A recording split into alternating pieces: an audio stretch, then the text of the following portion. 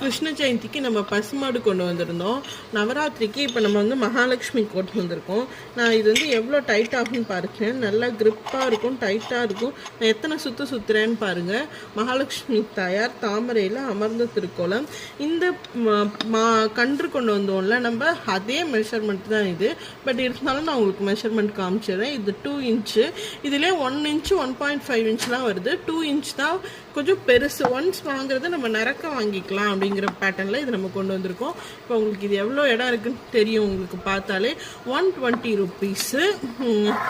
நமக்கு வந்து இப்போ கன்றும் கொஞ்சம் வந்து நம்மக்கிட்ட ஸ்டாக் கம்மியாக தான் இருக்குது.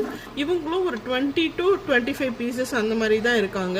குரூப்பில் இருக்கவங்களுக்குலாம் முன்னாடியே நாங்கள் அப்டேட் பண்ணிட்டோம். அதனால் சப்போஸ் இது யாருக்காவது வேணும்னா புக் பண்ணிக்கோங்க, குரூப்லேயும் ஜாயின் பண்ணிக்கோங்க.